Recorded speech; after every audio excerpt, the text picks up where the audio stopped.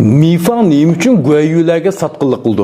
Hem de üç parçalık haqida qıssan namlıq əsər qaraydigan bolsaq, bu yerdeki Çirbi jıngı ayaqlaşqandan keyin Liu Bei bu yerdeki Zhang Fei, Zhao Zilong, Zhu Guliang qatarlıqlarını başlap Xi Juan'ga Hanzhong nağıl kirketke vaqtının özdə Jingjun saqlaydiganға Guayu'nu qıp qoydu. Hem de Guayu bilen birlikte Mifang mı var?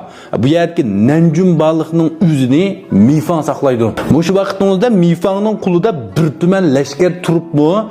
Kin bu yerdeki Guayu Sao bilen janqıga vaqtının özünde Jangdong'dan bu yerdeki Lümen qarşı qırğaqdan ötken vaqtımızda Mifang bu bir tümen leşkerini işletmek eksi bular teslim bulup Guayu'yu satqınlıq qılıdı. Hem de bu Mifang qaraydigan bolsak, hem de bu iqtidar jihatda, jang qilish jihatda unchalar bir yaman adam bo'lmag'ini bilan Liu Bei Jituan'ga nisbatan xeyli muhim adam. Yani en dastlab bu yerdeki 5 yol bosqan emas, hatta Zhu Guliang kelmasdan burunmi Mifang bor. Bu yerdeki Liu Bei'lar bilan birga yurgan.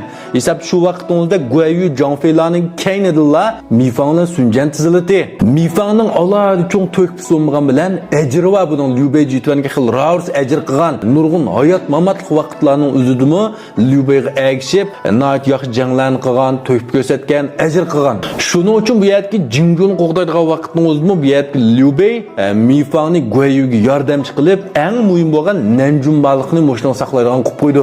Endi buning o'rni demak xil yuqori. Undan so'ng Mifang nima uchun satqinlik qildi? Mazmuni qiziqyapsizlar.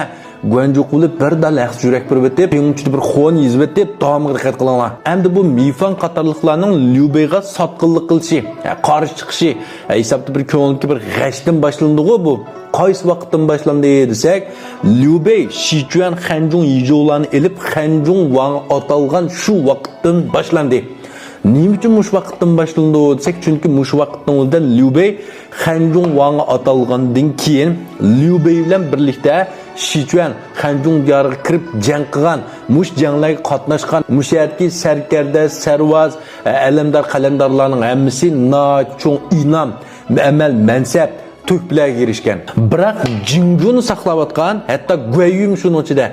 Guayu başçılık, Guayu, Mifang, Katarlık bir top kişilerin hemisi hiç kandak bir inamga, şan şerefke erişemeydi muş vakitin o'zida. Şunun için muş vakitin o'zida Guayu'nun neymiş ki maçavga bek açık hepsidi Guayu'nun akavarlığından emas, ameliyat doğru şunu baksanlar. Guayu hakikaten akavur mu, akavur emas mı bunu ayrım teklil kıldı. Hem de muş vakitin o'zida bu maçavga akavarlığından emas, anın açık ekanlikdan quvvatıdıcı. Çünkü bunundan burunqi her qandaq bir cho'ng kichik janglarda Guayu hech kimning kayni qilib baxmagan. Endi mush qitimliq jangdagi mayli Xi Juan Hanzhong yijovlarni elishda Guayu ular qilganning hammasini qila oladi. Huangzhong qilganning, Weiyan qilganning, u Machao qilganning hammasini qila oladi. Shuning uchun tunugin bugun qaytilib kirgan bu yerdagi bu satqin Machaoni 5 yol bossandigan qatoriga kiplib buni saylab qo'yganga Guayuning qo'shiq ko'pdi. Açık geldi bu ne?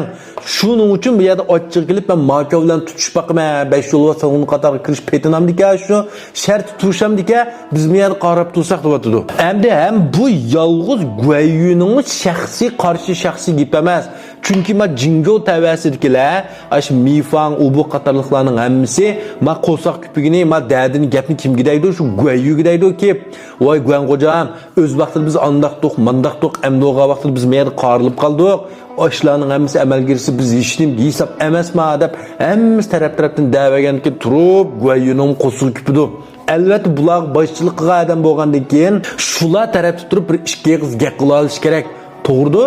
Ma o'ylab beqinglar. Ayni vaqtda Liu Bei'ning hech nimasi yo'q vaqtda hayot mamatda bu yerda Mifangmi tang bo'lsa, Liu Bei'ning mayli baliq bulamdi, bo'lmamdi, Sao-Sao'ning qulda o'lgil tasqalamdi, Liu Bu'ning qulda o'lgil tasqalamdi. Ash vaqtning o'zida Yuan Shao'ning qishig'im nechiqitim el cho'p baridi hayotini do'g'ri tikib. Endi ma kun kelganda hech nimga erishmasa, endi qaranglar bu yerga Huangzhong Weiyanlardan tortib cho'ng inamga erishdi. Weiyanmi Hanzhongning oliy sarkardasi bo'ldi, 5 yol so'ng qatoriga kiramagan bilan Hanzhongning oliy sanog'ini bo'ldi, mayat Weiyan chig'ida. Bu yer Huangzhong bilan Weiyan degan o'z vaqtida Changshan og'ani Guayuga elvogan odamlar bu. Shu vaqtning o'zida Guayu, Zhang Fei, Liu Bei'lar, Zhao Zilong, Mifanglar bijozda o'ltirib, mayda maslahat qilib, maysa ularning mas'ulun qatnashadigan huquq salohiyatim yo'qdi. Endi ma kun kelganda davr almishib, Mifangning ala bilan bir jo'zda o'ltirg'idek salohiyat qolmadi qaranglar. Hatto bu yerga Guangzhou Weiyanlar navada Nanjing kelib qolsa, Mifanglar oldiga salomga chiqish kerak, kutib olish kerak. Ma amal mansab darajada manda olib qoldi. Shu qo'shiq ko'pmanda, ochiq kelmanda, o'ylab baqqanlar sizlar biz bo'lsaqmi ochiqimiz keldi, qo'shig'imiz ko'pidi. Uning ustiga mush qitimliq jangning o'ziga Shichuanga Hanjongga bormidi degan vaqtning o'zidimi? Bular o'zi biz bormaylikmi degan. Liu Bei o'zi qilib qo'ygan. Ikkinchi bir jihatdan bular bormagan bilan to'kpisi yo'qmi? Ba Oşularning Shichuanga Hanjongga kirishga oqsab ta'minoti bularga kerakli oshliq, moddiy ashyo, qurol-jarog, hatto lashkar, kiyim-kechak hammasini orttirib mushul to'xtamay ta'minlab berdi. Nanjunki hech qanday boyliqni oymay, mushlarning jangda nusrat qozonish uchun butunlay qo'llab berdi. Uningdan sirt bularning qulda qolgan ozg'ini lashkar bilan shimolda Savsovda mudofaa qilinayotdi. Sharqda Sunchuanda mudofaa qilinayotdi Jangdongdan. Bosh ikki taraf tinish qilib Jingjoni saq-salomat qo'g'diy olganligi uchun andin Allah g'alaba qildi. Nomad maya baldur qo'ldan ketib, ular kerakli narsani ta'minlamasa, orqasab tinish olmasa g'alaba qilalamda? Yo'q. Endi bu vaqtimizda Liu Bei Hanjong Wang atalgandan keyin bularni unutib qoldi. Bu Jingjodikilarni unutib qilib, olan bekarak voydab ketdi. Unda bo'lgan keyin Mifangning qo'shig'i ko'pdi. Ochiq keldi. Endi mush vaqtimizda Guayuning ochiq ketman zot borma. Hanjongga berib, machalar bilan tutishib, Weiyan Guangzhoularga men kimkanman tunutib qo'yma deb turgan vaqtning o'zida tuyuqsiz buningga Zhuguliangdan bir maxfiy maktub keldi. Endi men maktubni o'qigandan keyin Guayu lassid bo'shidi. Shuning bilan Mifang qatorliqlarni yig'ib bir kichik yig'ini tep, biz Liu Beilarni qo'llaylandaqqa mandaqqa deb bularga idiyoviy xizmat ishildi. Guayuga albatta Chenjiangdan oldi sanğun, 5 yo'l bostanğunning 5 degan nomlar berildi, Jingzhouning oliy begi bo'ldi. Ham bu maktubda yana maxfiy bir gaplar bor. Uni bu yerda deb yurmang. Anglab qolsa pingunchiga anglag'im bor deb biz beqinglar. Shuning bilan bu yerdagi Mifanglarning sen shu akanondan bo'lgan tevatsa deb ochiq kelib Nanjing qaytib ketdi. Yeni bir tarafdan bu yerda Guayu qo'llasidagi ashlarga qattiq qo'l. Endi mushdat alamlarni yushirib bulanmay turgan vaqtingizda bu yer Guayuninki hisobda Jingzhouninki Sun Sao ittifoqi bilan bo'lgan jangi boshlanib qoldi. Shimoldan Savsov bostirib keldi, sharqdan Jangdongdan Luminglar bostirib keldi. Bu jang boshlanishdan burunla Jangdongdan 10 mingga yaqin lashkar, savdogar, puhra, tijoratchi haqida qarshi qirg'oqdan o'tib, alburun bu Jingzhou tavasiga, Nanjing tavasiga kirib bo'ldi. Bu Jingzhou qatma-qat muasirda qoldi. Guayu jiraqiya ketib bo'ldi. Endi bu vaqtingizda Mifang o'tirish qutquzaychisimi noit tas. Naq mush vaqtingizda bu yerda Luminglar yeni tiko ishlatib, Mifangni setib oldi. Voy sog'manchilik boylik qurimiz, el bo'lsan keyin manandak amalda qilamiz. Jingzhouni yeni uzan saqlaysa, bu deb bir talay sunchuvallar nurg'un shakar yaltilgan zambirak o'qlarini buningga etib, nurg'un idiyoviy xizmat ishildi. Shunlar Mifang o'ylaydi-da, aning qo'shig'i ko'p turgan. Uning uchun bu vaqtingizda sadoqatmanlik bilan jang qilay desimi, g'alaba qila olishni atayin. Hayotiy badalga do'g'ri tikish kerak. Hayatın doğrutik beripmi g'alba qila olishi yenilin natayin. Jingzhoudan kelgan qo'shin bakchiq.